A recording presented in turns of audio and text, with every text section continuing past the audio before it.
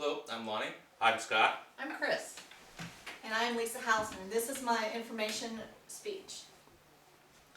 Did you know, according to the CDC, or Center for Disease Control, the third leading cause for death in the U.S. is COPD, which is chronic obstructive pulmonary disease. It is also a non-communicable disease, which means it can't be passed from one person to the other.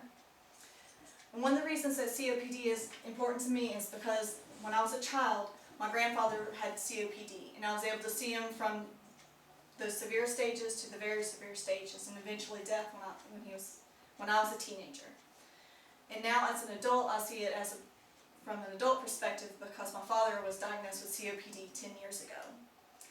Currently, there's 15 million Americans that are diagnosed with COPD, and there's an additional 12 million Americans that are thought to have COPD, just they haven't been diagnosed yet. Okay, and then there are ways that, the things that we're going to go ahead and cover is how can you have COPD, your signs and your symptoms of COPD, and also the stages, and finally the comfort treatments of COPD. So let's go ahead and start and find out how you can have COPD. One of the ways of having COPD is through smoking.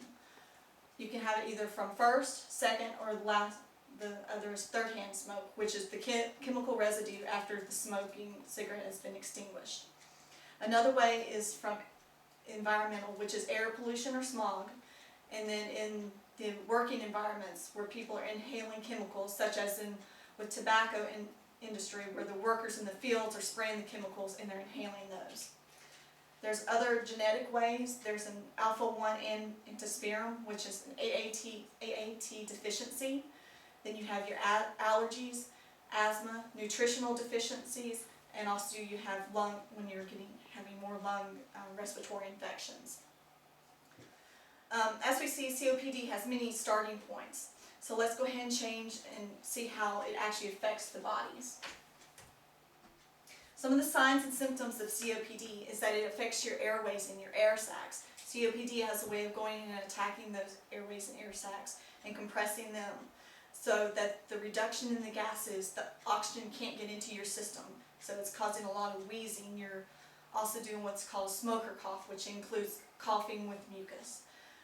You have a shortness in breath, a lot of tiredness, and fatigue.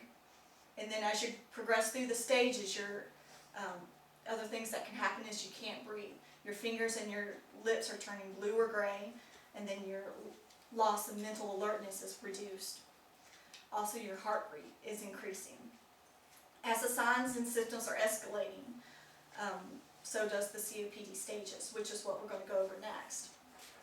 There are 4 stages to COPD. You have your mild, moderate, severe, and very severe.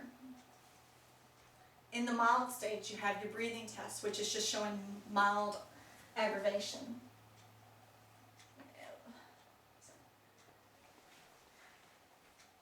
And then you have your coughing and your mucus increase. And then in your moderate, you're increasing those symptoms exponentially. In your short, you start also having shortness of breath with a very fast walk or hard work. In the severe stages, you have your breathing tests are increasing to show that your lung volume is decreasing. And then your shortness of breath is increasing with less activity, such as you're walking just up the driveway and you're working less but having more issues breathing. And then in the very severe stage, you're doing like walking across the room and you can't keep your breath. And then eventually you have your chronic respiratory failure, or you just stop breathing altogether and it's death. In the different stages of COPD, there are many comfort treatments available, but there are not cures currently. Some of those treatments are you stop what you're doing. If you're smoking, you stop. If you're working in an environment where you're doing that you're having lung irritants, you have to stop that and find a different profession. There are medicines that can help. They're in bronchial inhalers that allow you to do it daily or on emergency actions that allow you to breathe better.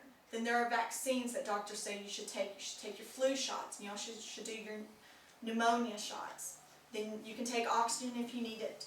And then there's pulmonary rehab, which is an exercise, a dietary, a nutrition, and a psychological programming, just so that you can cover your bases for all the different things that you're going through. Then lastly, you have your surgeries, which you can do an LVRS, which reduces your lung capacity and takes out the bad stuff. Or you can also get a full lung transplant. With the advancement in the COPD treatments, we have to treat the COPD as a whole disease instead of just focusing on the symptoms. So to sum up, what we went over was how a person develops it, the signs and the symptoms, our stages, and finally the treatments. And hopefully in the years to come, even though they currently don't have a cure, hopefully in the years with the medical advancements, they'll be able to find a cure for COPD. Are there any questions? Okay. Well, thank you very much for your time. Have a great night.